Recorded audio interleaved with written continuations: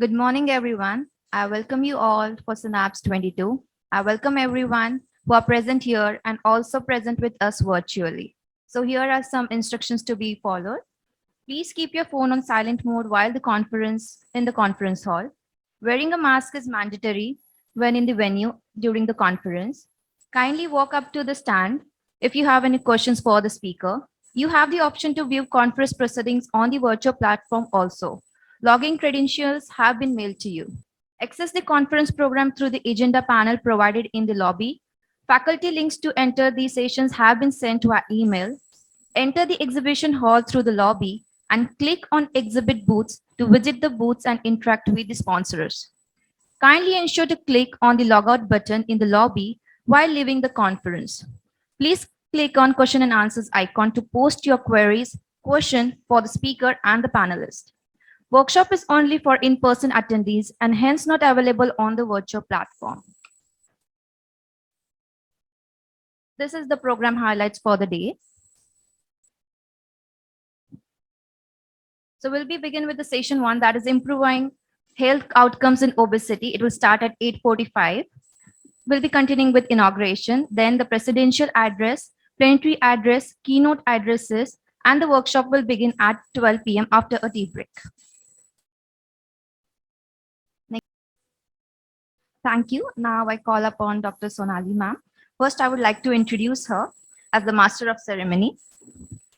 Dr. Sonali Bhonje has done her consultant as a diabetologist, postgraduate diploma in clinical endocrinology and diabetes in UK, fellowships in diabetologist in UK, and also she is the director of Nectar Diabetes Center in Pune and recently awarded as a Maharashtra Idol Award in 2022. Over to you, ma'am. Warm welcome to all for Synapse 2022.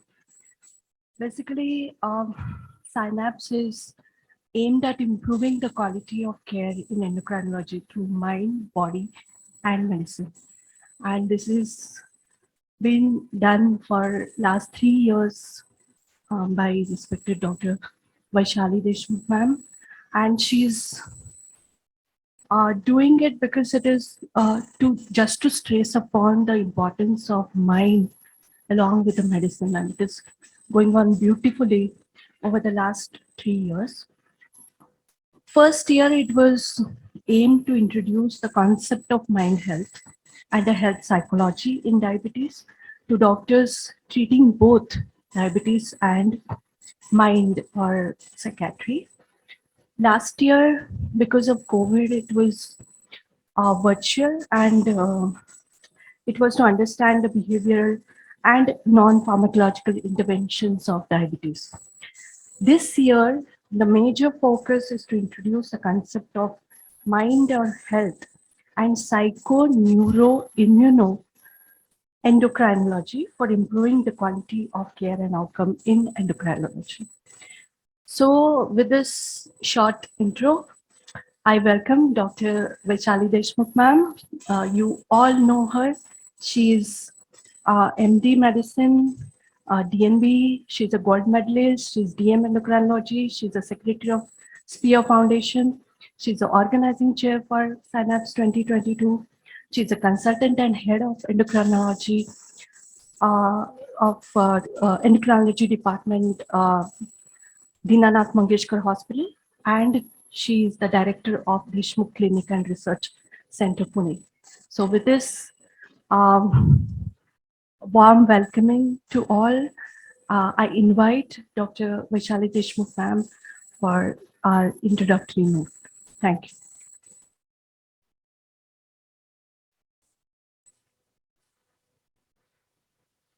Thank you, Dr. Sonali. That was a very warm and very kind introduction. I would welcome all of you from all over India and abroad, all those on the virtual as well as the physical platform. And I'm overwhelmed to see the response, both in the virtual and the physical format. And it just highlights the importance of how mind health is so important to all of us, irrespective of places, geography, and various pathies. So it's my pleasure and duty to welcome all my friends, colleagues, teachers, mentors, on this platform. And last couple of years, we have seen that COVID has highlighted the importance of how people with a strong mindset and a good mind health have been able to survive even the worst pandemic. And now, even with conditions such as war situations, I think it is still more reiterated. So our conference was fortunately started in the pre-COVID era. It was the last conference where we would see so many physical attendees. But I think that was a good start, and it was the bright and brilliant idea of Dr. Sanjay Kalra sir, who was the at time the president of Endocrine Society of India, and it was his bright idea that we should go ahead with the conference so that this awareness about mind health goes around worldwide. We have had people collaborating with us worldwide, and that has been one thing which we are very fortunate to have. And if you see, as Sonali rightly mentioned, that we have been graduating with every conference that we have been doing. So, Padke sir, you can join here. Padke sir has been our mentor for this whole thing. So, I would welcome him to come and sit ahead. And as I said, we were graduating from the conceptual awareness of mind body, taking ahead to how behavioral interventions in diabetes can be implemented. Now we are talking about improving quality of care. So we are a step ahead of what we started with. Very crude to begin with initially, very refined now, and getting better and better day by day with a lot of new collaborators joining us. So I welcome all our collaborators. I also welcome all the societies which have partnered with us, the Endocrine Society of India, the CBM Trust, the MGM Hospital, the Indian Psychiatry Society, the West Zone, and many more unnamed societies who have been supporting this event. So this focus of the conference is to have a betterment in quality of care of diabetes patients. We know that it's very simple to say that if my mind tells me I'm not going to do this, I'm not going to do this. So it is how I'm going to change my patient's mind. So I know that my diabetic patient is going to follow diet, is going to follow exercise only if his mind agrees to it. So how am I going to address that mind is the question, and it is a very easily said done than a practice task. So to change somebody's mindset is a very difficult task, which we are trying to put into a scientific language for doctors to be trained into. So today we have a galaxy of faculty from different specialities who help in improving the mind health of patients. And this whole idea has been generated with our senior mentors, Dr. Professor Gangadhar sir and Dr. Professor Norman Sartorius sir, who have been key thought leaders in the world on this particular forum. We have today a virtual conference, a physical workshop on obesity management, and a hybrid conference which will be relayed worldwide. And I welcome all of you to interact on this forum, have more discussions, recreate more ideas, generate more views, and give us more feedbacks so that we can improve better and better every time. So I hope you'll enjoy all this academic piece for the coming 2 days. And I wish all of you a very good morning and a very pleasant stay in Pune. Thank you so much.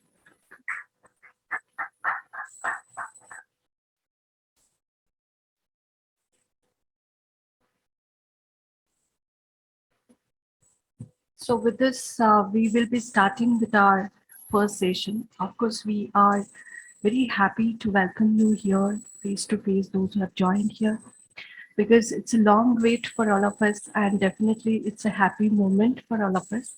So let's start with our first session. The first session is about improving health outcomes in obesity, and for which the moderator is Dr. Mohan Shenoy.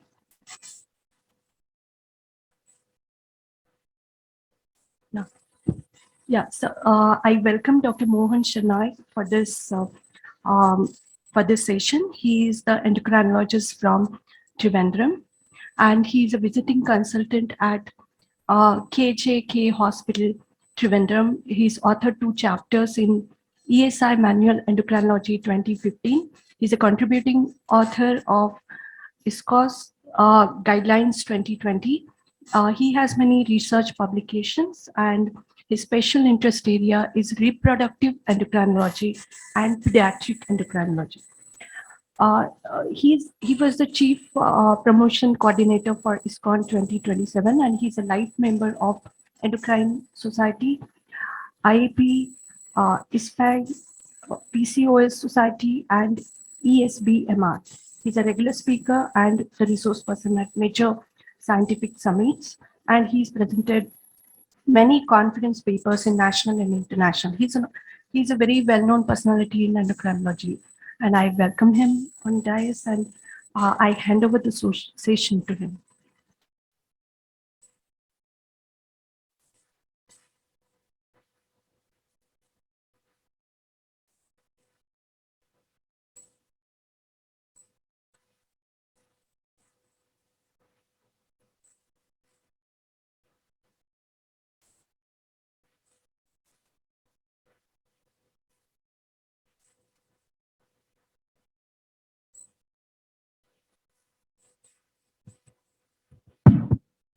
Good morning, everybody. So I think it is my proud privilege to be the chair, first moderator, and I thank Madam for including me in the scientific program. I think this program will have, first session will have 4 talks, and one will be from the virtual, Dr. Patricia joined virtually. And the first speaker, I think, is Dr. Hemant Patale, is endocrinologist from Aurangabad. Second speaker is Dr. Nitin Kapoor from Vellore.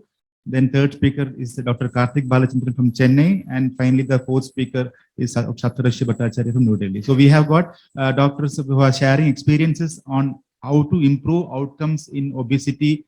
And this topic is very important because, as you know, from 2020, there are so many guidelines which have come in this field. The Canadian guidelines have been adopted by many societies. ESI is also working on some guidelines on adiposity-based chronic disease. So there are so many updates which we have to know, and how this obesity can be tackled from multiple sides. Basically, I am a pediatric doctor who has transformed and gone into the endocrine side, and I have done my DM endocrinology from AIMS, and a lot of things have happened from the on the way. And I have also recently got the IAP's, what you call Indian Academy of Pediatrics. We have also published the standard treatment recommendations on childhood obesity. I think we can share that last 2 months only it has come. So we are getting to know more and more facets about endocrine aspects in obesity, and I think this forum will address metabolic health basically. So let me welcome the first speaker. The first speaker is Dr. Hemant Patale. Can I have the introductory slides, please? Sir is an endocrinologist, very renowned personality. He is working in Aurangabad. Sir has been the faculty in various conferences. He is working in Samrat Endocrine Institute, Aurangabad. He is also faculty in National Obesity Task Forces and so many conferences, as you can see. He is also organized as a chairman of the National Obesity Conference, IROCON 2018 at Aurangabad. He has been faculty in SCOPE certificate. That is a very highly recognized certificate in World Obesity Federation. He has trained more than 100 physicians and gynecologists in certificate course by PHFI. Besides this, he has also established the unique Childhood Obesity Care Center in 2006 onwards. As you can see, sir has been the Vice President of Maharashtra Endocrine Society 2022, and he is also the member of ESI, RSSDI, IRO, API, ISPI, and DIPSI. So a wealth of knowledge and experience. I think we learned from sir about mind-body issues in childhood obesity. Over to you, sir. We're just starting in a few minutes.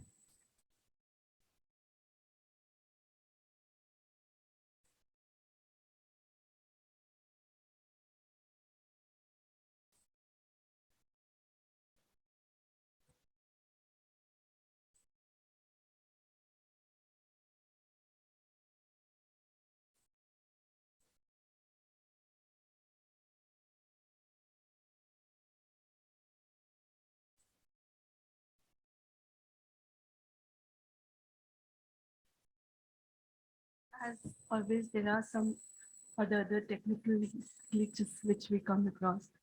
As you all know that with COVID, we have got so many advantages with technology, but still there are some disadvantages also. So let's wait for some time, the time we tide over with this problem.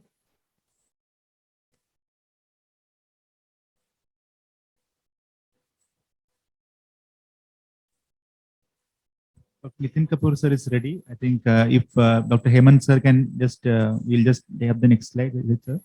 So we'll introduce Dr. Nitin Kapoor sir. Can I have the CV slide of Dr. Nitin Kapoor? So session is on psychological issues and impact of stigma associated with obesity in adults. And sir is endocrinologist in Vellore. As you can see, he has done training from, you can see that he's a professor of endocrinology in Department of Endocrinology, Diabetes Metabolism at Christian Medical College, Vellore. He is also got the PhD from research on clinical and genetic indicators of obesity from the prestigious University of Melbourne, Australia.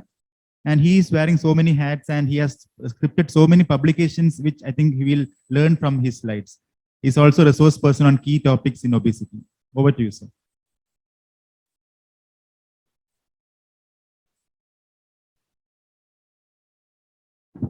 Thank you, Dr. Mohan, for that very kind introduction. Thank you, Dr. Vaishali, for having me here.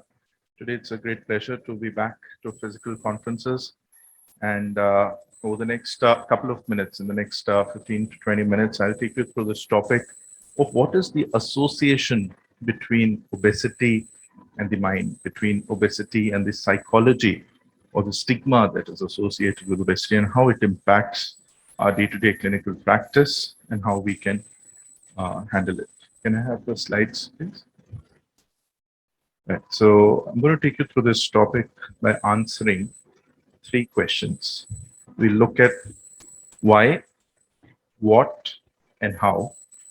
We're going to see why this topic is so important today.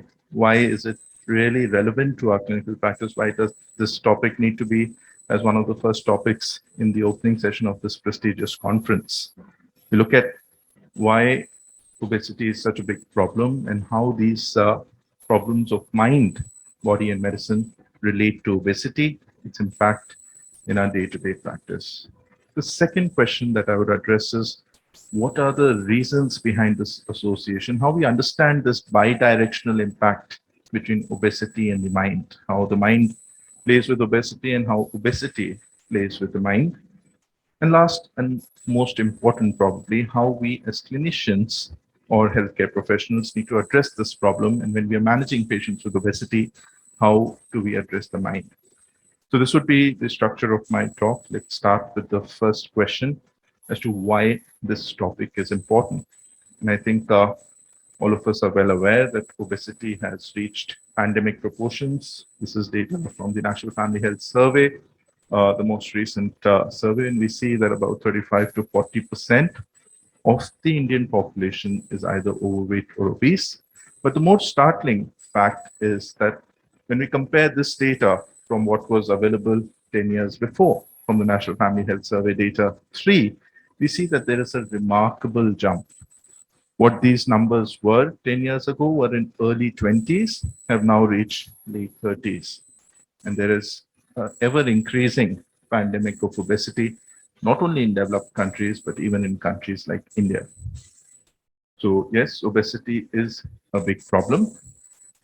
We are aware of a lot of medical complications. There are over 150 medical complications of obesity, but very less is often talked about the mind.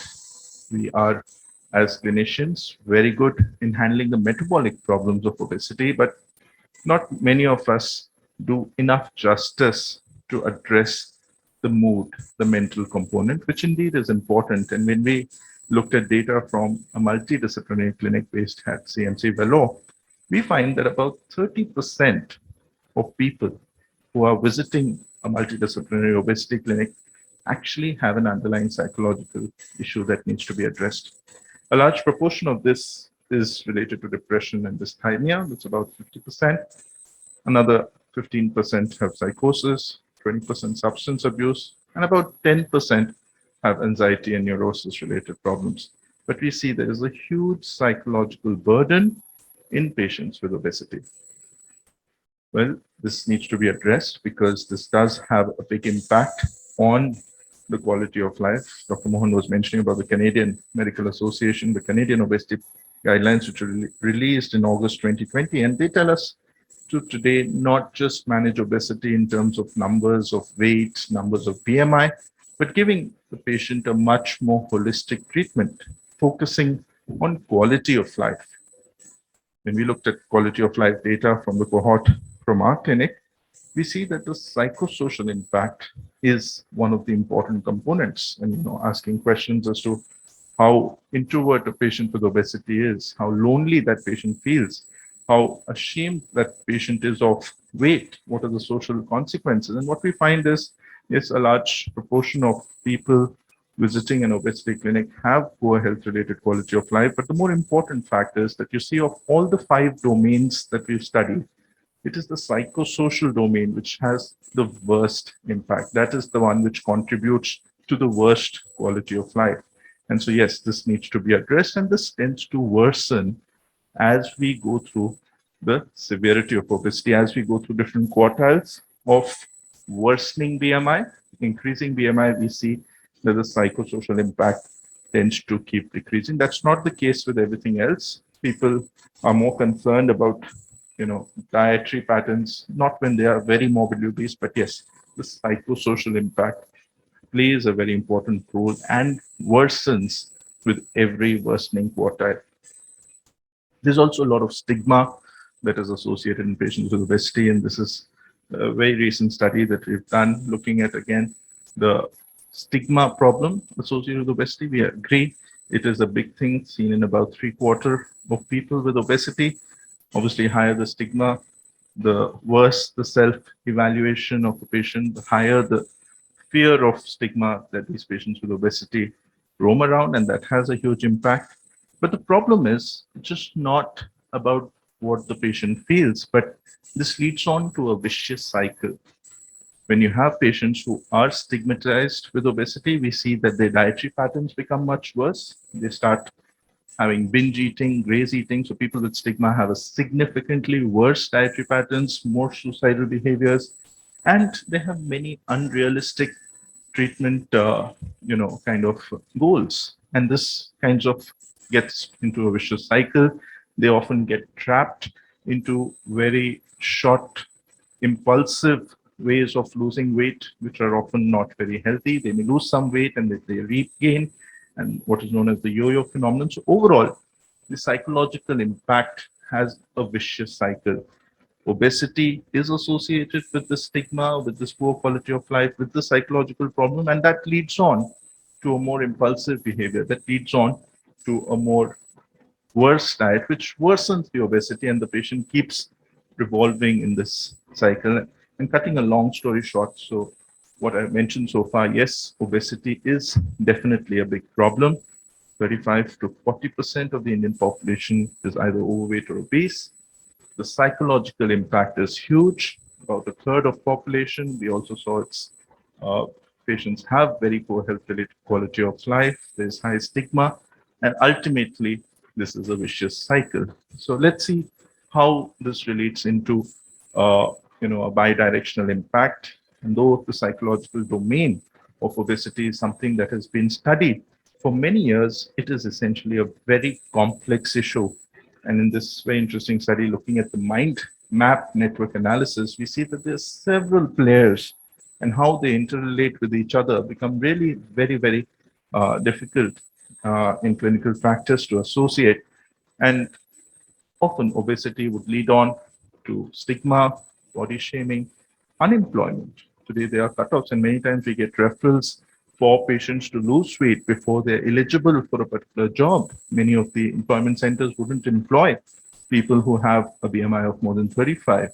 Many marriage proposals getting rejected, dietary restrictions that are put by healthcare professionals, and financial implications, not only in terms of unemployment, but managing obesity itself, especially in an Indian setting, is a very expensive affair. And this often can lead on to the distress.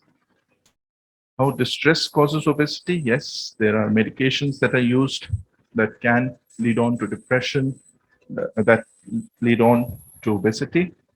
Different food habits, often, as I showed, stigma, how it relates to overeating, binge eating, grazing, these unhealthy eating behaviors. Often these people who are distressed do not plan their day very well. There is very poor adherence, lack of initiatives, and all of that ultimately leads on back to obesity. And this is the vicious cycle that we have to break. when we are managing patients with obesity. And it's not only in adults, and we're going to hear another brilliant talk on young people, how they manage obesity. But in this interesting paper, it's seen that even at the tender age of 11 and 12, patients are able to clearly pinpoint where is the psychological impact of obesity in their mind. Gender plays a very important role, and that is another thing. Yes, women are often more affected with obesity, and several reasons cited here. Again, the psychosocial reasons do take a very important role, and it's throughout their lifespan, through the process of infertility, PCOS, pregnancy, and even during menopause, it does affect the mind in a big way. And again, this gender inequality sets in another cycle wherein there is changes in behavior, ultimately again, leading on to obesity, having a bad impact on the mental health and quality of life, taking back the increase in gender inequality. So cutting a long story short, yes, obesity and mind is a bidirectional impact. Is it only familial? Is it only environmental? Well, we keep saying that obesity happens in a family because nobody runs in the family, but is there a genetic component to the mind aspect of obesity? Probably yes, more and more literature is coming. Several polymorphisms are being described. And I think from an Indian setting, this is something very important. We've been looking at genetics of obesity as a very important marker, and especially in some places in India, there is still a lot of consanguinity, and that probably further enhances the genetic component. But yes, the message here is there is a genetic component to the mental distress of obesity. A capacity of a person to get distressed is just not only environmental, but there is a genetic predisposition to it. Moving on to the third and probably the most important part of my talk as to how do we address the mind in a patient with obesity. And I'll take you through the 5A framework proposed by the Canadian Obesity Network and how we address the mind in each of these A's. These are the 5 A's of the Canadian Obesity Network in management of obesity. The first thing we ask the willingness of a patient, whether they are willing to lose weight or not, whether they're willing to discuss about obesity with us. The second A is to assess the root cause of obesity. The third A is to give advice. The fourth is to be on the same page with the patient so that the patient also agrees whether there is an agreement as to what the goals would be. And like any other chronic disease, like diabetes, obesity is also a chronic disease, which needs long-term follow-up, and that needs long-term assistance. So we'll see how we address the mind with each of these 5 A's. And first thing, when we talk about asking the patient for willingness to lose weight, I think it's very important for us as healthcare professionals to use the right terms. We don't instigate more stigma. Already these patients are suffering a lot due to societal pressures, at least in our clinic. We use the right terms. We don't use the terms like fatness, unhealth, the large size, heaviness. We use more scientific terms so that we drill it to the patient that yes, obesity is a disease in itself. The several do's and don'ts. We often would like to encourage and empathize with the patient rather than demean and discourage the patient. So it's not only in terms of language, but even in terms of infrastructure. When we have a patient or we have a special obesity clinic, to make sure that the chairs are comfortable. They aren't very small, fragile chairs. They shouldn't break. The patient shouldn't be scared or sitting onto them. There shouldn't be very narrow doors. There shouldn't be a small weighing scale. There shouldn't be a large announcement of the weight. Somebody just needs to go to a corner and check the weight quietly. So all of these are very subtle things, but they do have an impact on the mind of the patient. So it is very important to make the environment when we are asking a patient about willingness for losing weight to make it friendly. The second A is of assessment. We often try and assess the root cause of weight gain in different people. Yes, it could be because of slow metabolism, food habits, and physical activity. Again, you see a lot of mind-related factors cause weight gain. But it's also important to take a good drug history because, as I showed you, about 30% of these patients could have an underlying psychological issue. And some of these medicines can be very, very notorious to increase weight. So whenever they're on these medicines, we choose the weight-friendly medicine. This is another very comprehensive way of assessing obesity. and what is called as a barophenotype characterization, recently published in the Indian Journal of Endocrinology. And you see that each of the 5 domains, the A, B, C, D, E domains that are mentioned here, each of them have a mind component to it. It's very important to assess the barometabolic behavior. So stress, sleep, addictions is part of it. When you talk of assessing the comorbid status, we do not forget the mood. We often talk about metabolic, medical, mechanical, but mood is also important. When you talk of dysfunctionality, it's not only in terms of biomedical dysfunctionality, but again, the emotional and the social dysfunctionality has to be addressed. When we talk of enthusiasm and expectations, again, it's important to look at the social support, the willingness. And this is another way of assessing obesity in a more comprehensive way. And we have to move away by just looking at the BMI and saying, yes, this is all about obesity that we need to know. Talking about advice, yes, there are a lot of things that we advise in the clinic, ranging from diet, exercise, meal replacements, medicines, bariatric surgery, intragastric devices. But again, probably something that's very, very important, something that's very, very effective is the psychological intervention. And this is one of the most accepted models of treating obesity through the mind. It's known as the MOC model, the motivation, opportunity, capability model. It's just not about telling about what diet is good, not about just telling what exercise is good, but it's also important for the physician or the healthcare professional to motivate the patient to accept change, to motivate the patient to be able to acquire new skills. Not only that, to tell the patient where do they get all the support. It may be easy for me to tell these are the important foods with low calories, but where do they get the information for all the calories? Are there apps available? Are there booklets that we can provide in our clinic that provides that opportunity? And the third important thing is also to improve the capability of the patient, to give them self-empowerment to be able to choose what has to be done. So yes, MOC model is one of the best ways. And believe me, in last 10 years that we've been working in the bariatric clinic or the obesity clinic at Vellore, I think the psychiatrist or the intensive behavioral therapy plays the most important role for successful long-term management. I can provide a crash diet, reduce calories, but the patient will gain weight. What really makes that patient maintain that lost weight is the behavioral intervention. Talking about agreeing, yes, it's important to have the patient on the same page when you try and convince about obesity. The goals have to be achievable, have to be rewarding. And often the first goal for every patient who comes for management of obesity is no further weight gain. And that itself is an achievement that helps the patient to get a feeling of reward when they follow with you. And as I mentioned, the last is assistance.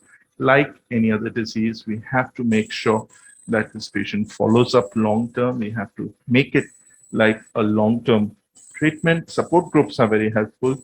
And when a patient amongst the group of patients stands up and says something about how they have managed to have lost weight or maintained weight, I think that has a much more impact on the mind than what a healthcare professional does. So getting a few of these patients together is sometimes helpful. Obviously, long-term adherence is very, very important. And so there are several ways in which it has shown that how mind-body medicine can impact weight. There are several studies done. There are several recent trials which are on. This one, the Mind and Life randomized controlled trial, is currently ongoing. And believe me, what has been shown in literature is that this is going to be the way forward to manage obesity. It's just not about a dietitian, just not about an endocrinologist. We need to come together and address the mind and the body strategies, which would be probably the most effective way of handling obesity. So I'll stop here, and to conclude, yes, we spoke about the burden of obesity, which is huge. We spoke about the health-related quality of life and the stigma that is associated with obesity. We also spoke about this complex association between the mind and the obesity, the bidirectional relationship of both. But most importantly, when we address a patient with obesity with the 5-way framework, we think of the mind aspect in each of these A's. I'll stop here, but I'd like to acknowledge the obesity clinic team at CMC Vellore for some of the work that I showed that we've done here. Be happy to take questions. Thank you.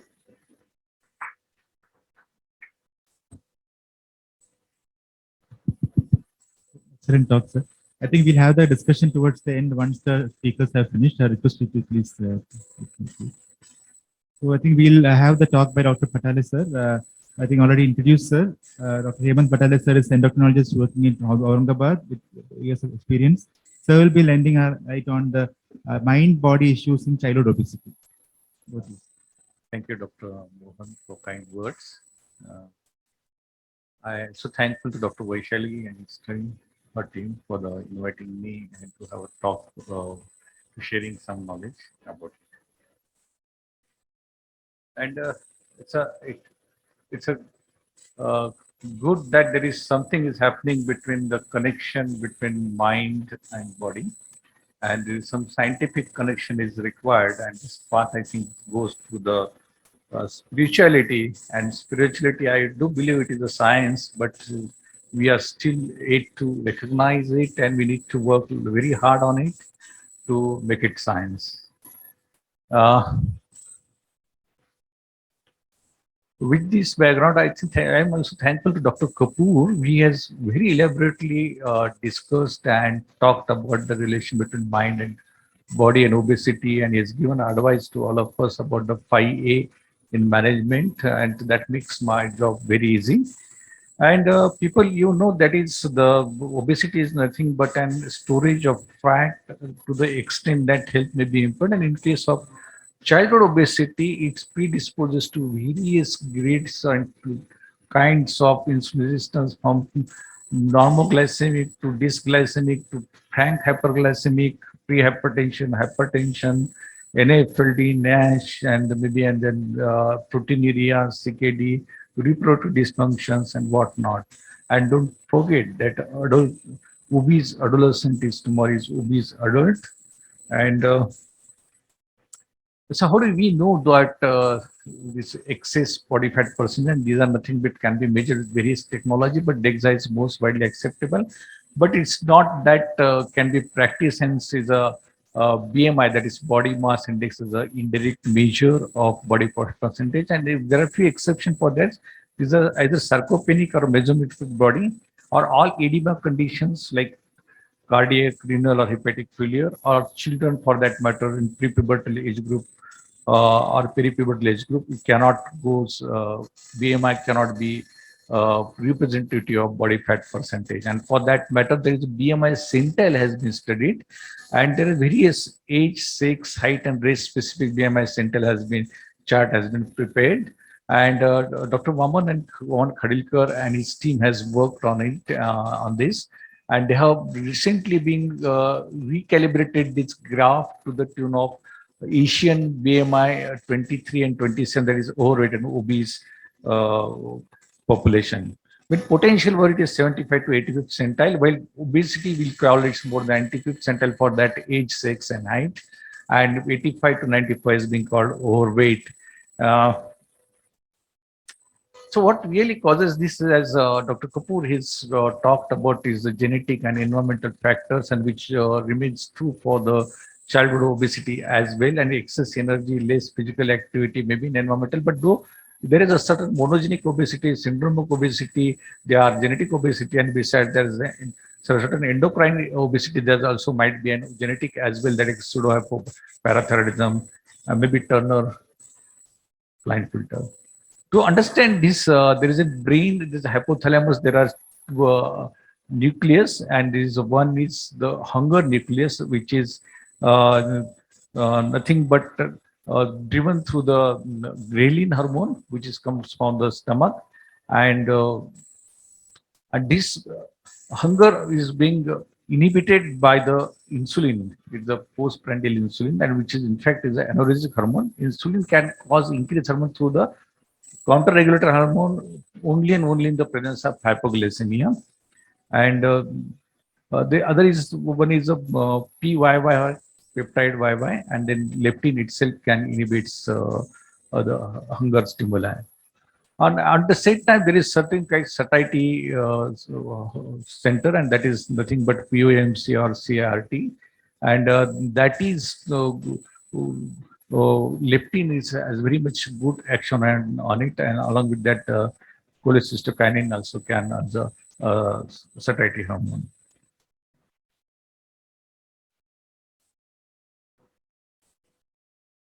So, friends, we are last few decades we are experiencing that there is our nutrition has improved, and that is along with that we have seen that is generation there's improved height as well as weight, and your menarche is going down. And same time, if that height is not maintained, then you must suspect with obesity that either we are dealing with a genetic or endocrine obesity per se, but a hyperphagia less than 2 years of age is always you associated with either leptin deficiency or leptin receptor level problems.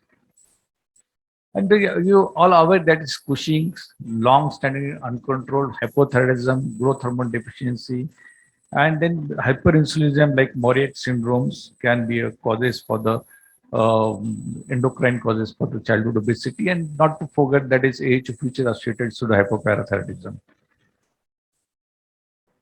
When you talk about the congenital, monogenic obesity, there are usually early onset obesity. There are congenital leptin deficiency or leptin receptor deficiency or pre-opio melanocortin deficiency or melanocortin 4 receptor deficiency or pro-hormone convertase 1 deficiency. So leptin gene mutations is the cause for the culprit for this, and that leads to an satiety is not failed properly, and hence they are each there is hyperphagia is associated with it, and the kid becomes obese. They are associated with hypogonadism. Hypogonadism because leptin is an important hormone for the puberty as well. So recently, US FDA has been sanctioned about this set melanotide for the treatment of congenital leptin deficiency. There are certain pleiotropic syndromes which can cause associated with the monogenic obesity. These are nothing Bardet-Biedl, Albright, hereditary osteodystrophies, Cohen-Armstrong, and Prader. Prader is a much more common, little detail. They are associated with an intellectual disability and short in height. Along with that, they are usually have a hypotonemia, and the cause is genetic, where the proximal arm of the maternal chromosome 15 is disrupted, paternal is disrupted, or it may be replaced by the maternal duplication of maternal short arm of chromosome 15, and that's how it leads to the infantile central hypotonemia, infantile feeding problems, rapid gain in children 1 to 6 years. Their characteristic features are narrow bifrontal diameter, almond-shaped palpable fissure, narrow nasal bridge, and downturned mouth. Central hypotonemia is an associated feature of it. And the management is hypotonia and the evaluation of hypopituitarism and obesity management and the behavioral management. Growth hormone therapy is recently approved for the Prader-Willi. If you look at this, the whole chart of the obesity, you need to be taken family, personal history, physical examination, reach to some conclusion. If you suspect is a syndromic obesity, then you look at the genetic factors and do the molecular biology study. If not, then if you suspect endocrine part of it, then you to govern accordingly whether it's Cushing's or hypothyroid or growth hormone deficiency, and that's how you have to pseudo hypoparathyroidism. You have to investigate and reach to diagnosis treat. If not, there is possibly we are dealing with an nutritional obesity, and this is the most common cause for today's childhood obesity.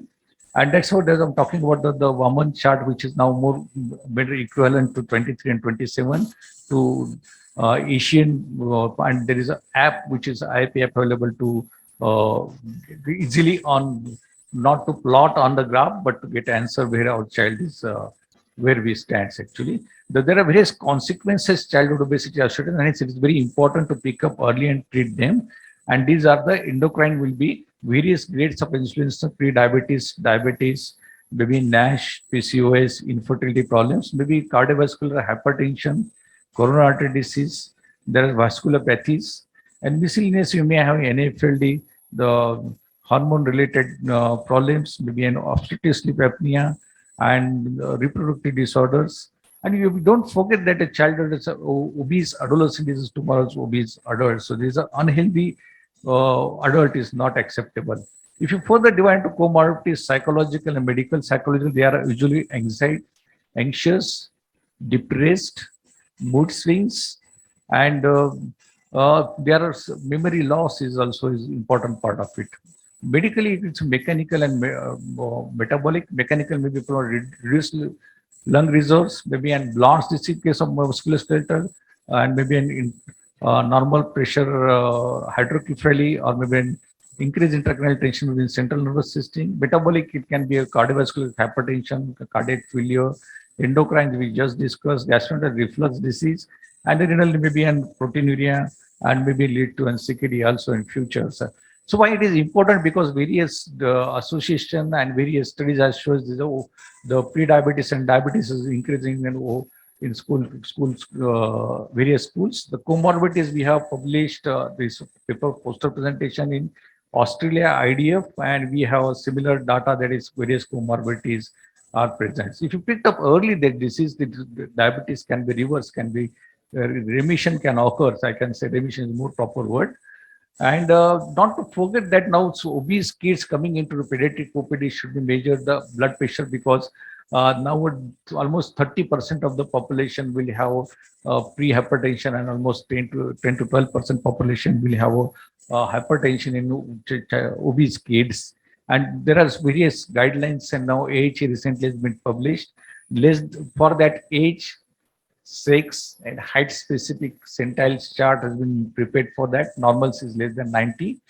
Pre-hypertension is anything between 90 to 95, or any BP more equal to or more than that 120/80. And this should not be treated unless there is a associated diabetes or CKD or vasculopathies. And stage 1 hypertension is 95 to 99 centile plus 5. These patients should be, along with addressing the weight problems, that should be treated with antihypertensive. And so is the case with stage 2 as well as 99 centile plus 5. The friends, while we manage this childhood obesity, we should recognize early acute or chronic complications. We should request our psychiatric assistance for unusual eating disorders like binge eating, or maybe associated severe depressions.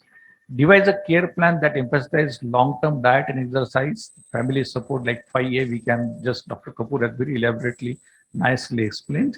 And the team approach, of course, we need the nutritionist, exercise physiologist, counselor, along with the endocrinologist. This is very much important. There are certain WHO guidelines for the sugar intake. Those obese kids, less than 5% of total calories should be sugar intake, and this is how healthy food, healthy plates, and which I will not go in details about.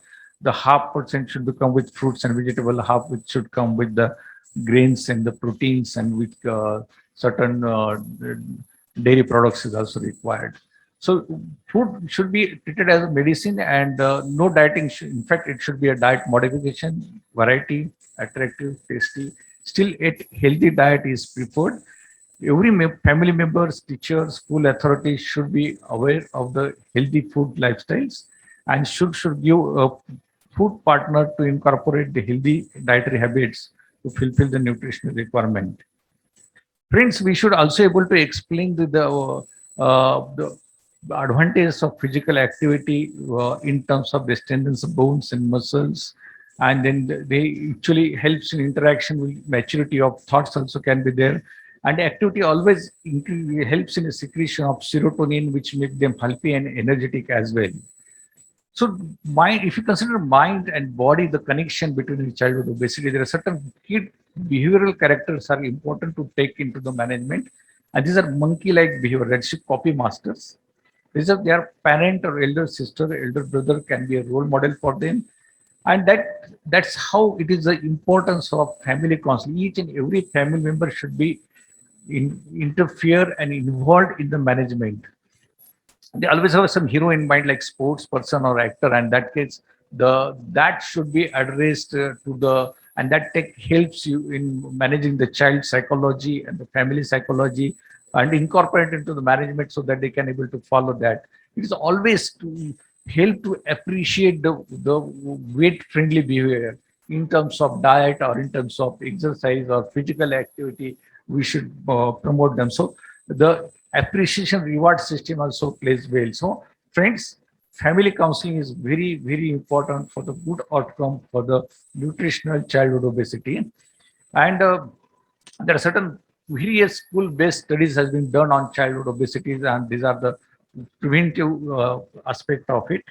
And when it comes about it's a DASH diet, which is maybe a low sodium, high potassium, that is fruits should be utilized. And then school-based Mercus et al. Showed 3 to 3.2% reduction in the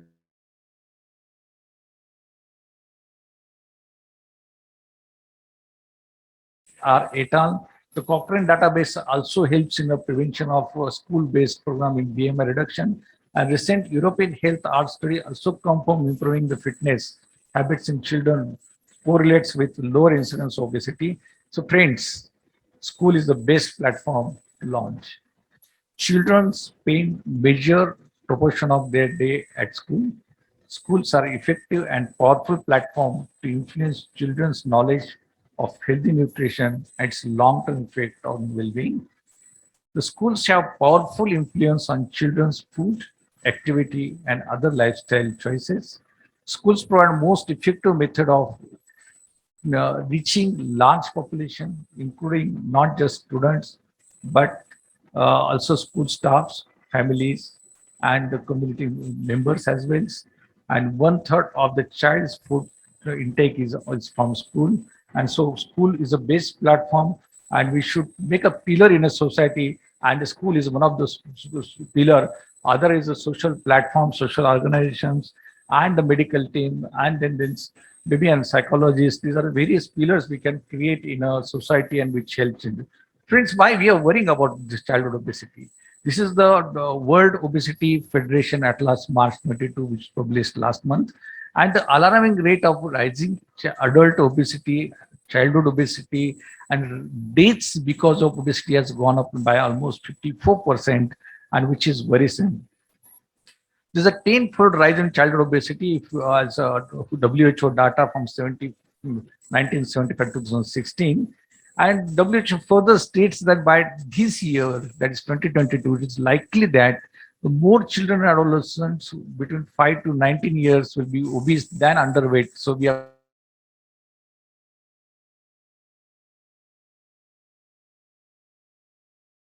and so magnitude, if you look at that, is India is the highest second number of obese kids after China. And though if you look at all kinds of various obesity at various age is increasing, and more so in adolescent obese, don't forget, obese adolescent is tomorrow's obese adult. And this was also discussed by Dr. Kapoor, that is National Family Health Survey. And there is a almost a lot of increment in a weight in especially the obese kids, which was published in May 2021. And if you look at that, the northeast has a tripled almost obesity as far as children are concerned. And this is after COVID. This is one of the pooled data before obesity and after school opening, and that is how it is straight rise in childhood obesity, which is frightening. And there is various comorbidities which are ascertained. This is the gut bug trial, which is recently published in 2021, which they have talked about 87 participants, and where pre-hypertension is hypertension, pre-diabetes, diabetes. This and then there's a NAFLD, and these are the various which talk about it. So why I'm talking about is why we should not segregate between overweight and obesity. We should call either weighing normal or weighing more than normal, and that's just because the degree of obesity is go hand in hand as far as hypertension is concerned. The statistical significant data they are showing about it, but it's not the case with the metabolic parameters, maybe a pre-diabetes, diabetes, or NAFLD, that those doesn't go in. It's equally present in overweight and obesity. So the degree of obesity doesn't matter as far as metabolic parameter or metabolic comorbidities are concerned. And hence, it is important to say that it's being normal, being more than normal, because we say overweight is not very, we take it seriously, which should not happen. There is a COVID-19 related school closing aggravating and obesity and glucose intolerance pediatric with patients with obesity is the Korean data as such, and they're very well studied. They are 119 out of that. There's only 90 is selected after the all exclusion pattern, which is divided two groups.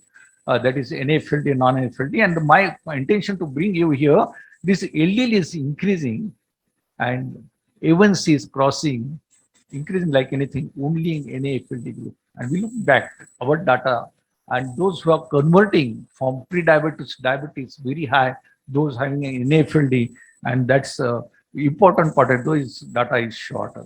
So we have almost 300 patients, obese kids data, which is published in IGM 2012. And I look back at it, and that is hypertension is significantly related with a degree of obesity, but not so with the pre-hypertension. And the same is, it's a degree of obesity does not matter with when it comes to pre-diabetes or diabetes.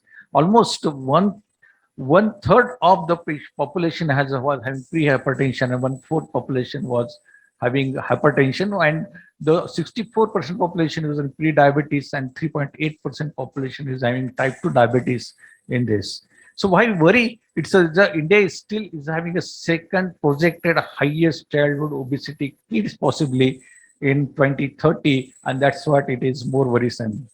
When it comes to the childhood obesity in mind, it's overweight and obese children tend to have a thinner prefrontal cortex, a part of brain associated with decision making and problem solving. The childhood obesity can lead to sleeping disorder, anxiety, depression, and low self-esteem. And this evidence suggests that there is a 43, almost in both girls as well as boys, the anxiety and depression is higher in obese kids as compared to the normal populations. And friends, how do we tackle all this? I'll take 2 minutes, not more than that. And it increases, we should increase the awareness of obesity, raise the high-risk infants and children, educate the target, their family and school, address the thin line between catch-up growth and accelerated weight gain, screen the beneficiaries for the comorbidities, treat early so that metabolic and vascular calamities can be reversed or postponed. The policymakers should make compulsory school grounds, should implement national canteen health policy for the government and as well as non-government schools. And friends, and this though department I established by me, I'm proud to say that my wife, Dr. Preeti, is looking after it.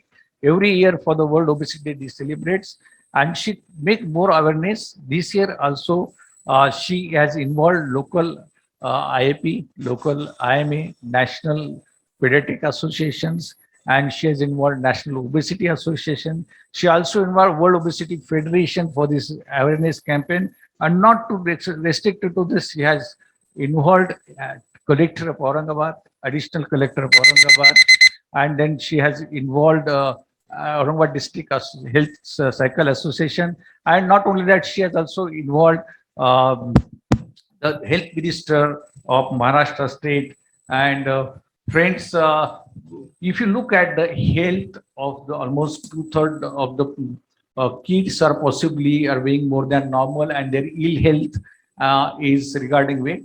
Associated with it, comorbidities we have just looked at the pre-hypertension, hypertension. If you are today's kids and to youth, adolescent is unhealthy, what we expect from tomorrow, the young generation, leading generation who is going to future of India. So friends, let's join together hand and accept the problem, and if you work together for the tomorrow's healthy, wealthy of India.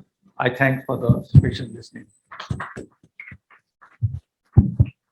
Thank you, sir. I think it was a very excellent talk and extensively covered, including the latest COVID-related issues. And we have seen the lockdown effect on the children, also the online education and how we have to ensure the school is the best platform to launch.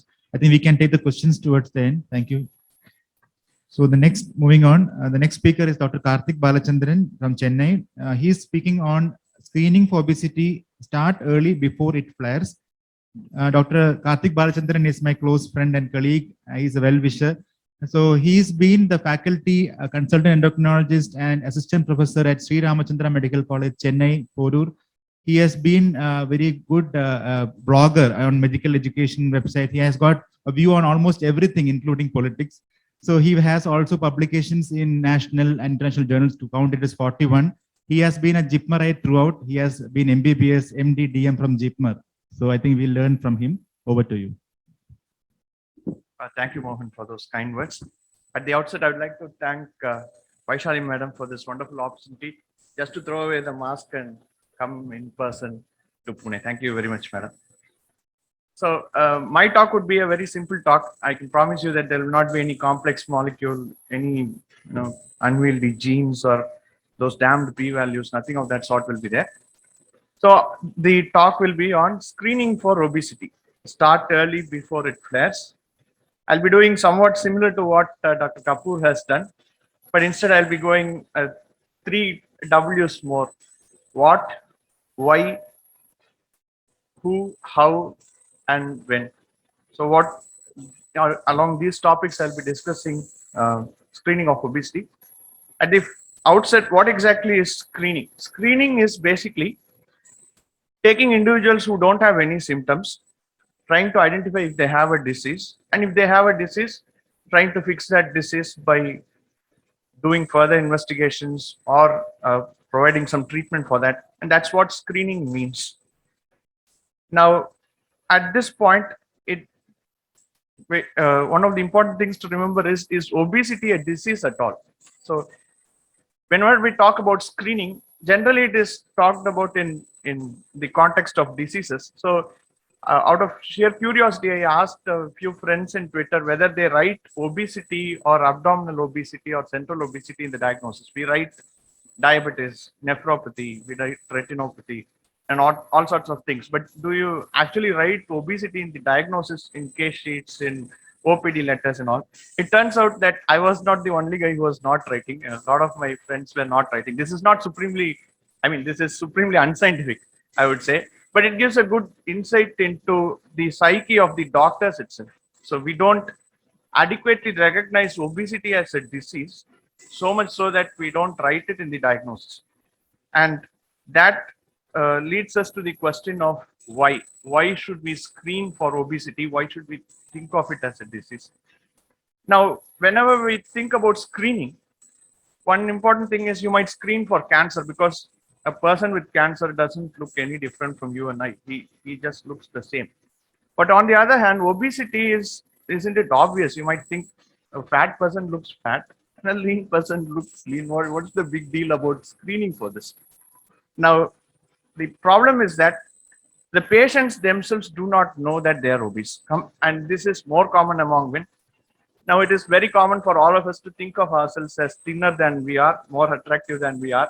And God forbid, if you are a man, it turns out that your risk of thinking of yourself as more attractive or thinner is much higher.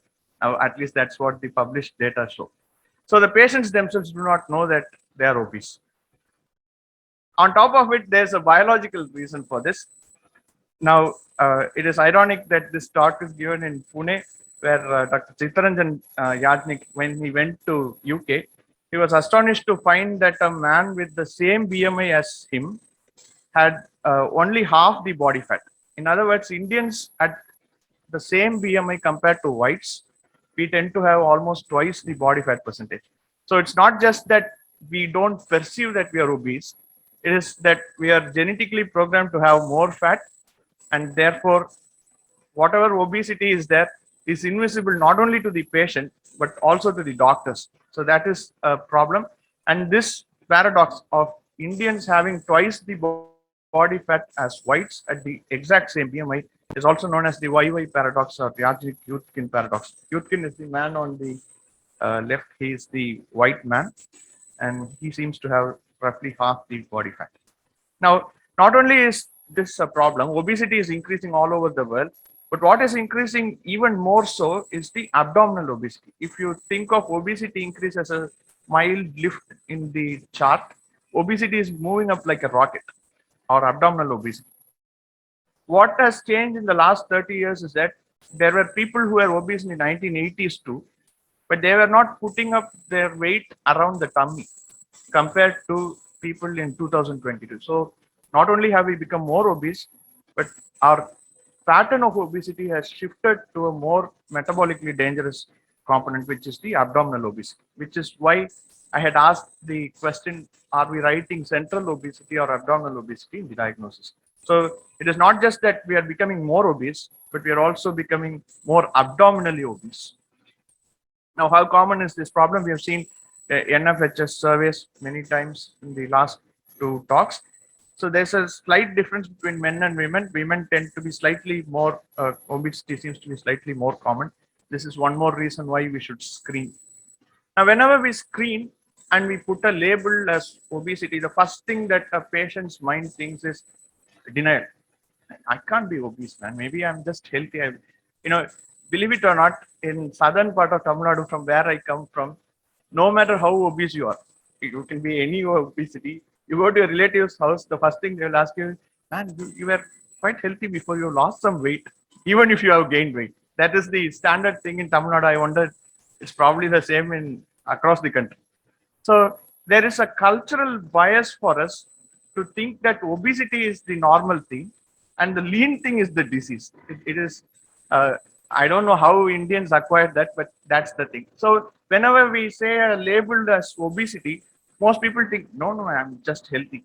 So then that comes the question of metabolically healthy obesity. Are these people really healthy? The answer is unfortunately no. So as you can see here, people with obesity, only a very tiny fraction of them have the so-called metabolically healthy obesity. And even we don't know whether they are not yet unhealthy or they are truly healthy. So majority of people with obesity are actually unhealthy, and there's no question about this. And there's no matter how much we try to delude ourselves, there's nothing good about obesity. And that is why we need to screen. So the next question is screening worthwhile? What are you going to do after that? So screening is worthwhile if we can do something after that. And that is the part of screening. Dr. Kapoor has beautifully told about the methods we can do to improve the things what we do after screening. But they can only be done if we are adequately convinced of the problem ourselves and convince our patients about the problem. So this is the first step, the primordial step, without which we can't move to the next step. So as is customary in medical talks, we quote some guidelines. This is the UPSTF 2017 guidelines. Screen for obesity in children and adolescents aged 6 years and older. This is the US guidelines. We can say that there's a necessity to screen obesity right from a very early age group, including the school children. So then we have now looked at what is screening and why we should screen. Then who are we supposed to screen? Now, that's a very tricky question. Basically, screening is for asymptomatic adults. That means you have to screen the entire crowd of people, so every other person. But we may not have all the resources to do that. So we may have to restrict ourselves, at least in the initial phases, to where there is the maximum bang for our buck or the maximum return on our efforts. So what I call the ROE. That will happen in two particular cohorts. Number one is the children, as Dr. Patale has shown in the previous talk. We must, because after all, the whole point of our existence is to ensure that our children are safe and healthy. And therefore, we must screen our children if they are obese and provide them with everything that they need to succeed in their journey towards weight loss. And of course, pregnant women and women who are planning to get pregnant, because this becomes an intergenerational problem. A child born to a obese pregnant woman is set up for failure right from day one, compared to a child who is born to a lean pregnant woman. And therefore, these two are the cohorts that we need to absolutely screen at any given possibility. And of course, if we have the resources, we will screen everybody else. That brings us to the question of how do we screen these people? How can we do this? Now, it depends on, again, how many people we want to screen. If you want to screen all of Pune at a time, like a million people, so to say, you could do something like a Stankart's figure rating scale. Now, this can be deployed over online, or you can even do some funny study like how many people come into an obesity conference or obese, something like that, by asking them to match their photo with the thing that is shown here. If you are 6, 7, or 8, you are likely to be more obese compared to somebody who's 3. As I said before, we all have biases in perception, so we might rank ourselves better than we really are, and therefore this tool is grossly, it can be used to say the prevalence in a very quick time across the population, a large group of people, but it's not very accurate. the inaccuracy trends to something like 1.5 BMI points. So that's how accurate this is. So luckily we are not epidemiologists and we are not going to do this all across Pune or Chennai or any other place. And that brings us to what we do in our clinic. We have two devices at our disposal. Number one is to check the weight. The second is to check the height and see if the weight is okay for the height by doing something called the BMI calculation. Same thing we do on a regular basis. But there's a problem with this measurement. The problem is that the BMI does not tell whether somebody is actually fat, and more importantly, it does not tell where that fat is located. So if you have to see these two people from a cardiovascular standpoint, who is healthy? Who do you think is healthy between these two people? No, the answer is no, neither of them is actually healthy. But if you have to, it is shown that jacking up too much muscle is also bad for the heart. And that these guys with, you don't get that jacked up without a bit of hormone. That's a different story altogether. But both are unhealthy. But between these two, which is commoner, is that the right is much more common in clinical practice. You don't get to see that many bodybuilders on a day-to-day basis. So if we have to say what is healthier, then it is the left. But then again, we must realize that common is not normal. Normal is not optimal. We need to emphasize these points to our patients. Just because they look the same like their family members, that does not mean they're normal. And even if they mean that is normal, that does not mean it is optimal. So how do we use the next step is the inch tape. The inch tape, there are many ways of measuring waist circumference. CDC did a study to find out which of the methods is correct. Do you just wrap it around the posterior superior iliac spine or around the umbilicus or midway between the lower edge of the rib and the iliac spine? The answer is that all three are roughly the same. There's no hard and fast rule which one should be followed. All of them are good. As long as we do one thing, it's fine.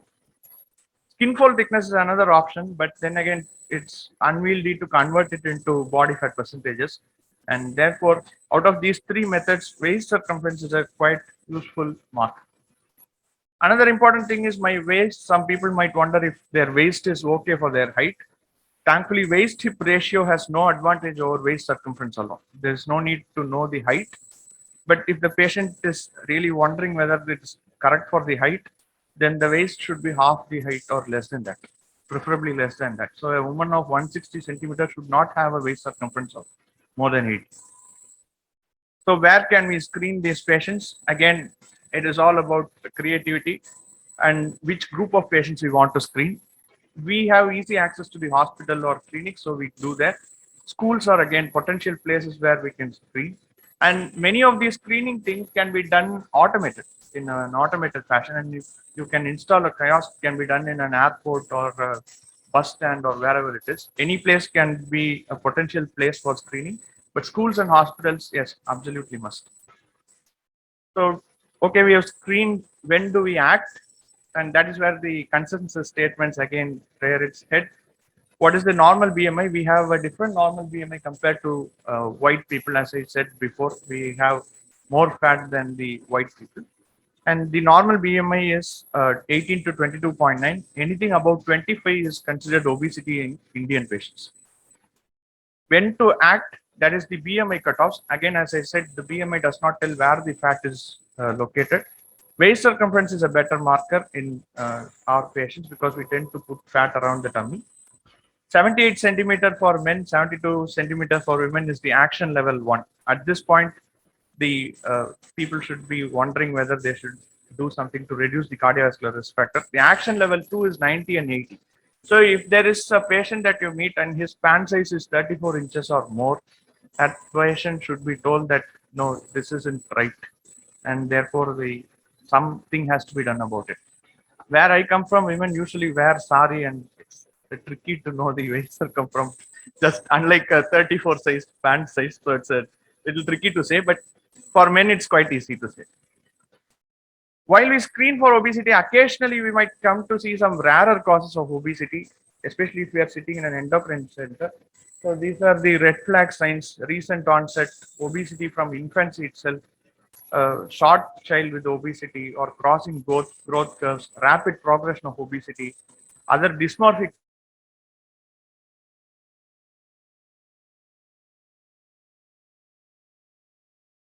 of proximal muscles. These all are not common. 99% of the obese patients we see will not have this, but that occasional rare patient we shouldn't miss. And this slide is only put for completion's sake, not for anything else. Are there any drawbacks of screening? Dr. Kapoor has again beautifully alluded to weight stigma and how we can change our language about obesity and therefore improve the patient's perception and acceptance in the society. Yes, whatever we do, there's going to be some drawback. The question is, are the drawbacks so bad that we shouldn't be doing it? The answer to that is clear no. Yes, we should be screening patients for obesity, but in a more sensitive manner with the use of language that is designed to make them feel better and encourage them to take the next step towards tackling obesity. So, to conclude, obesity screening is possible. It is easy to do. It takes hardly 30 seconds to measure someone's weight, height, or waist circumference. It is worthwhile. It has been shown worthwhile in several studies that if you know that you are obese, only then you are going to take some action about it. And it is recommended by several professional bodies across the world. BMI and waist circumference targets are lower for Indian patients because unfortunately uh, we are not whites and we tend to put on more fat than other ethnicities. And just like BP, pulse, heart rate, or anything else, waist circumference must be thought of as a vital sign. It should not be thought of as some useless thing. It is a vital sign. It must be checked in every patient visit. So to finally, I would like to leave you with a thought. For a metabolic physician, an inch tape probably makes more sense than a stethoscope. Because when was the last time you heard a mid-diastolic murmur with some vague sound? So it's all for exams, but waist circumference is probably much more useful if you are a diabetologist or an endocrinologist. And that is why we should be having this more often than we have a stethoscope. Thank you so much for listening. And this is a thing that we might tell our patients also. Instead of asking them to lose a couple of kilos, ask them to move one hole in their belt before the body. I hope we all could move one hole. So thank you so much for listening. Thank you, Dr. Karthik, for that insightful talk. I think, as usual, you have rocked that talk, and I think so many things we have learned from this session. I think I'll summarize towards the end. I think we'll have questions also from you. I think Dr. Saptarshi Bhattacharya is joining from us virtually, so it's making it a truly hybrid session. So he is going to talk to us on measures of distress in diabetes menopause bar obesity. So it's regarding diabetic distress and obesity disorders. It's actually going to be the concluding remark of this session on improving health outcomes in obesity. May I request the organizers to just start that? A very good morning to all of you. First of all, my apologies that I couldn't come there. And also my heartiest congratulations to Dr. Vaishalideshmukh for organizing this wonderful conference. So this is a topic which occupies a very central part in management of all patients with chronic diseases. But again, this is something which is often ignored and not attended to. So today we will be discussing in the next 10-15 minutes or so about the measures of distress in diabetes, menopause, and obesity. So distress can be defined as a feeling of extreme worry or sadness or pain, or maybe also unhappiness or pains and suffering that affects our mind or body. I think we tend to address all our concerns, all our efforts are to sort out problems related to body, but mind also occupies a very important role. And in order to understand that, first of all, the mind, the stress, overall health, they're all related. And we need to understand what is distress, define distress, as well as measure it. So measurement of distress serves two purposes. One, there is a clinical perspective to it. So measurement will give us clarity, which is crucial to ensure appropriate identification of the need and tailoring of care. So if we know that a person is suffering from a distress related to diabetes, we need to understand, have a baseline parameters where we know, very much like HB1C, we know, okay, HB1C is now 9, we're giving a treatment, then it is coming down to 7, we understand that the treatment is working. Similarly, so we need to have some parameters to understand distress for a particular person, which can be associated with the disease. And we need to have interventions to address that problem. And we need to again follow it up and understand whether, objectively, we need to understand whether that is settling down or not. On the other hand, there is a very important aspect, which is the scientific perspective. So that will help us to plan research, identify the various concern areas. Then we can research, plan effective interventions, and ultimately go ahead and find out the best possible way to approach such problems. So both are equally important. Clinical perspective, it's a patient-centric concept, and the scientific perspective, more of a broader concept. But unless we have a scientific perspective, we won't be able to generate evidence which can be applied to the patients. So the general diabetes distress definition is like the emotional response to living with diabetes, and it comes from the burden of relentless daily self-management and the prospect of its long-term complications. It can also arise from social impact of diabetes, or there can be financial implications which can cause diabetes distress. And if we see the prevalence, so almost one in the, out of type 1 diabetes, 1 in every 4% have some form of diabetes distress. 1 in every 5% with type 2 diabetes who are receiving insulin have diabetes distress. And if the person is having type 2 diabetes and is on oral medications, then it's like in 1 in 10. So broadly, around 20 to 30% have diabetes distress, around 5 to 10% are depressed, and around 5 to 15% have both distress as well as they're depressed. So it's very important to understand that there is a difference between distress and depression.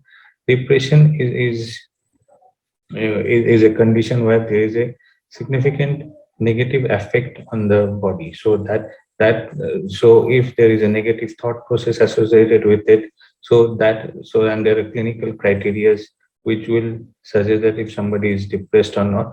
So distress and depression are two different entities, and the most important point to distinguish is the two is a negative effect associated with depression. There's this very interesting model which was proposed, which is called the 7A's model. So for management and approaching diabetes distress, we start with awareness about the condition, then ask the person what is diabetes distress, then we assess the problem. So obviously my topic today predominantly is related to assessment of diabetes distress. Then we advise about diabetes distress, then we assess the person, and if somebody needs additional help, we can assign another health professional, like mental health professional, like a psychologist, to that person, and then arrange a follow-up, and again this whole cycle will move on, so till we reach the optimum level of mental and mental health status for that particular person. So this is the international expert group guideline proposed by Dr. Kalra et al. So they have defined diabetes distress as emotional response characterized by extreme apprehension, discomfort, or dejection due to a persistent, which is very, very important, persistent perceived inability to cope with the challenges and demands of living with diabetes. So they had suggested the 17-item diabetes distress screening scale for assessment of it. So this is how the diabetes distress scale looks. So you can hand over it to the patients who are waiting in your clinic, and there are 1 to 6 grading points for all this for all the 17 questions which are there, and then you add up all the scores, divide it by 17. So if it's more than 4, then it suggests there is significant diabetes distress.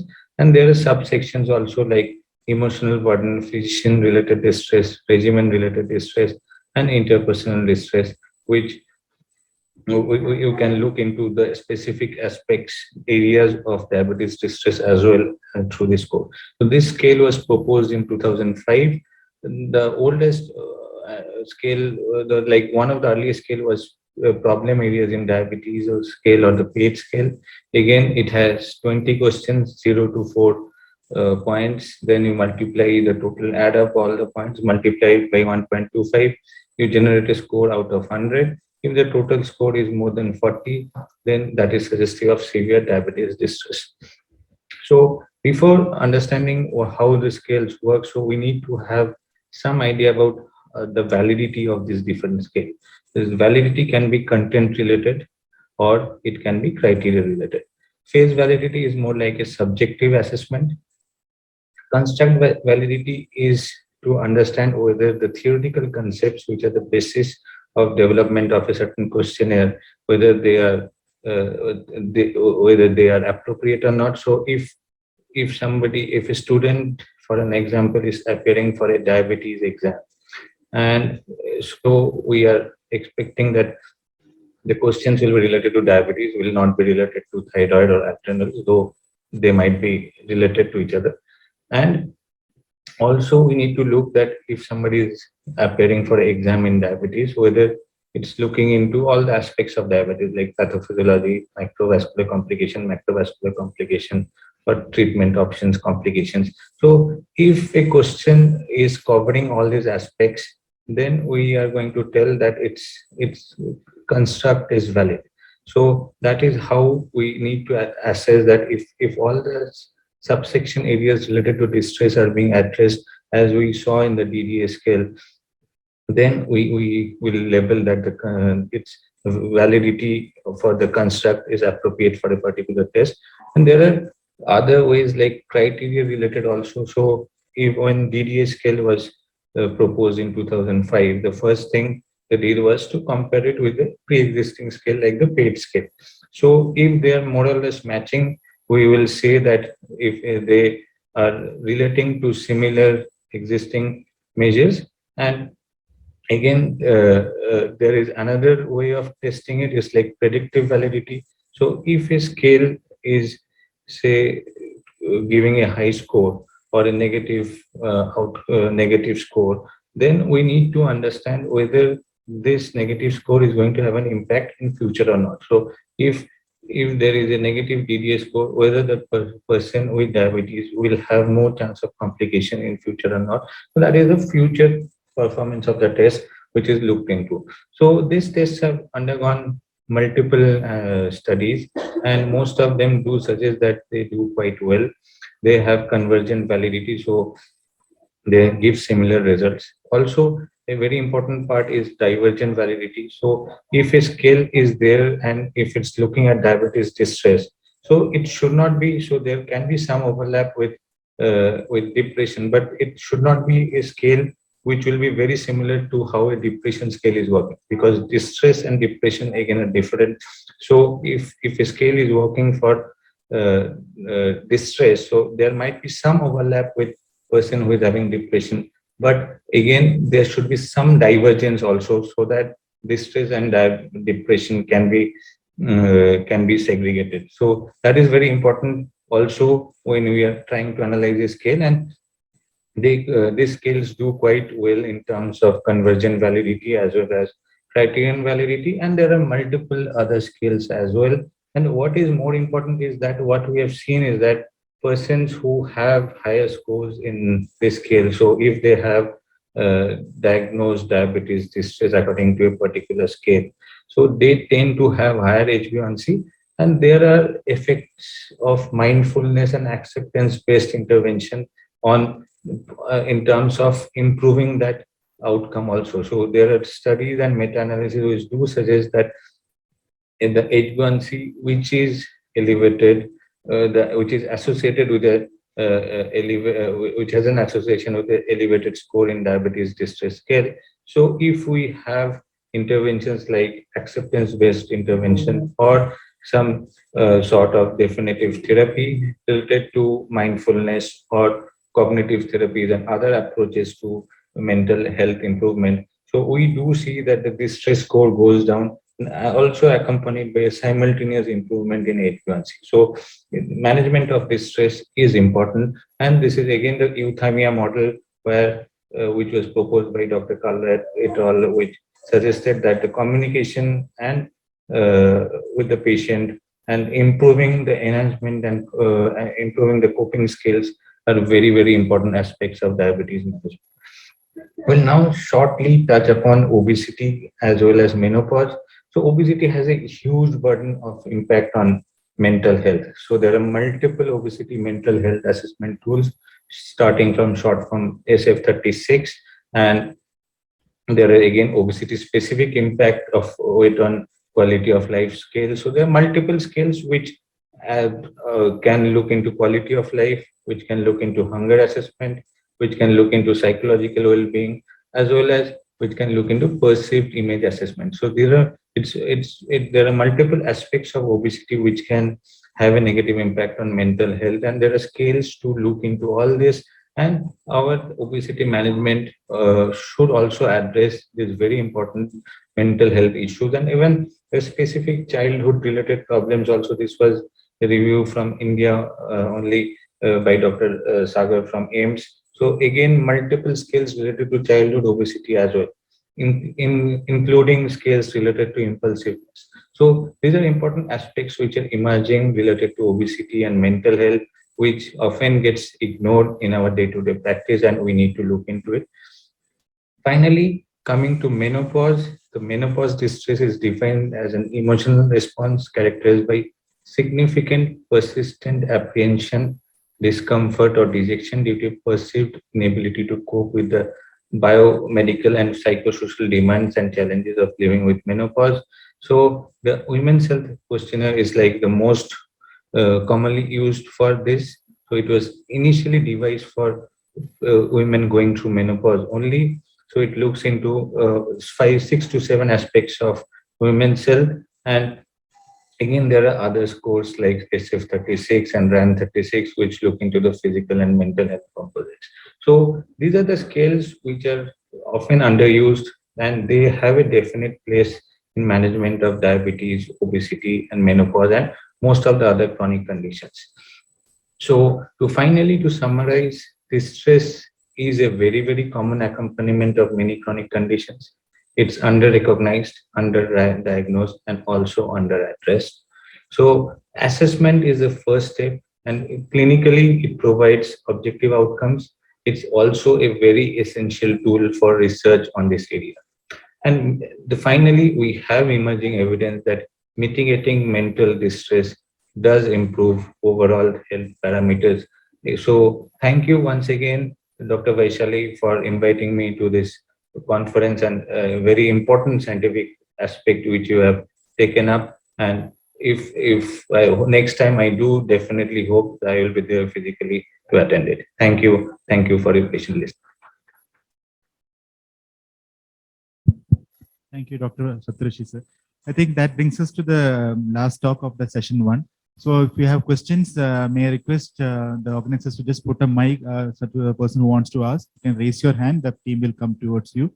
So the first talk regarding mind-body issues in childhood obesity, Dr. Patale, sir. Yeah, please, can I request the speakers to please come on to the stage. My question is, does sexual health issues become an issue where they come to you for treatments for obesity and maybe bariatric surgery or whatever? Definitely, yes. That's a very important aspect. But I think from the Indian setting, it is still ignored. When we did that study on health-related quality of life, there were questions on how obesity has impacted their sexual health. And I think that was one of the key factors which contributed to the poor quality of life. People are increasingly coming in for asking for obesity treatment? As far as childhood obesity is concerned, I think the excess fat does secrete estrone, and which is responsible for the premature thalarche, and excess of too much excess leads to insulin resistance and early but fast puberty. And nonetheless, that Dr. Kapoor was saying that is erectile dysfunction is also coming up because of excess estrogen in adult male population. One of my observation is that many of the bariatric surgeons send their patients to me and they tell me that you please counsel them.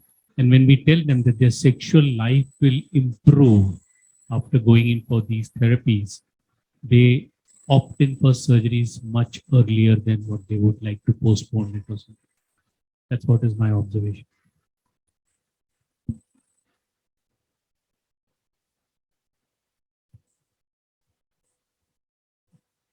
Yeah, yeah. Dr. Bhattacharya from Calcutta. Wonderful talk by all the speakers. Now I have a question for Dr. Balachandran. You mentioned that in USA, after 6 years of age, they go for this screening. What about India? India, we don't have any specific guidelines, sir. Even in USA, after 6 years, it is recommended. But what they have found is that these children should have at least 26 hours of intense behavioral therapy management, counseling sessions over a period of 52 weeks for them to actually have some meaningful outcomes. So such a thing, even if we screen in India, unless we are able to back that up with some behavioral interventions, it may not necessarily result in positive outcomes. What we might end up with a bunch of kids with the label of obesity, but nowhere to turn to for any kind of help for management. And to just allude to the last question, all dissatisfaction is basically a difference between expectation and reality. Unfortunately, in our society, many people have been conditioned to expect less from their lives. And this is even more so true for the obese people. So if I don't expect a car, I will be very happy to just walk. The same way, if an obese person doesn't expect to have a reasonably good sexual life, he might be okay with very few sexual encounters or something like that. So that is what happens first and foremost, is to fix their idea of life itself and to give them some hope that things will change. And another thing is that our clinics are not necessarily geared to address these kind of issues. If we have a separate sexual health clinic or even a separate obesity clinic with adequate privacy, I'm sure we will be able to get more of those questions. It's a very wonderful question. So thank you for that question.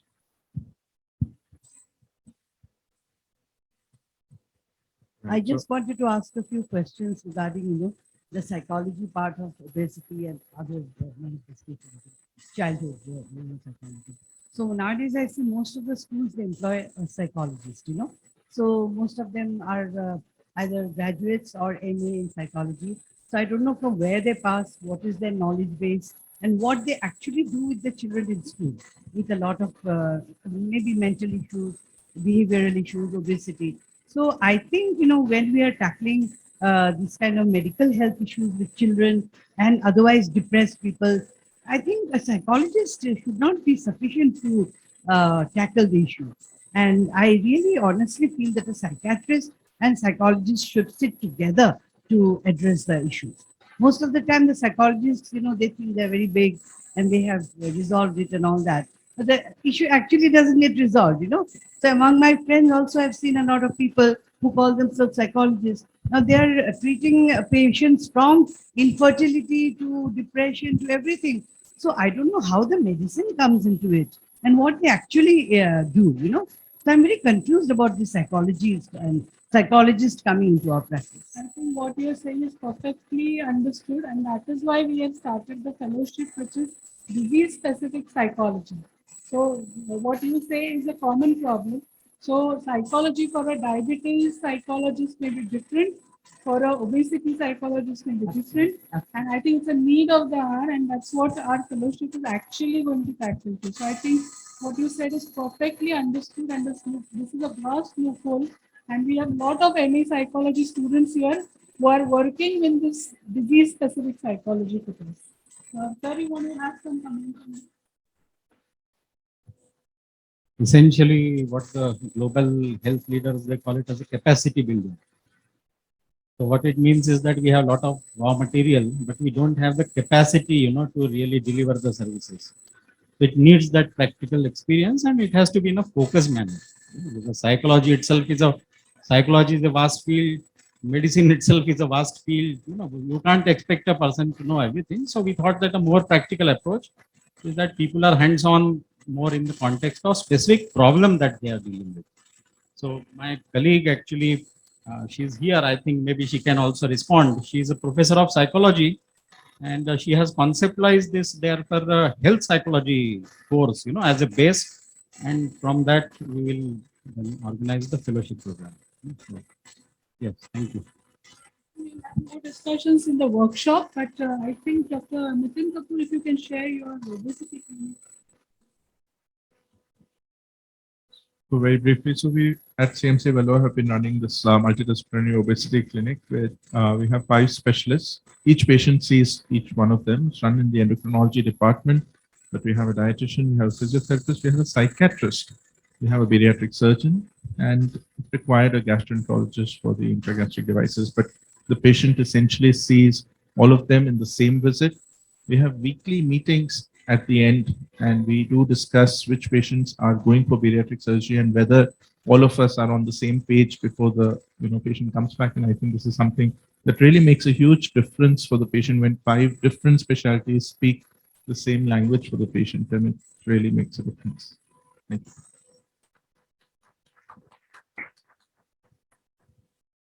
I would like to end the session on an optimistic note, because I think it's first time that we have had a lot of discussion on obesity and mind-body medicine, and also on how to improve our knowledge about this. I think I should congratulate Madam for conceptualizing this program and including all of us into this. I also pay my rich tributes to the speakers and also the wonderful slides they have presented. I think I will just hand over the session to organizers. Thank you Much for this wonderful session one on obesity.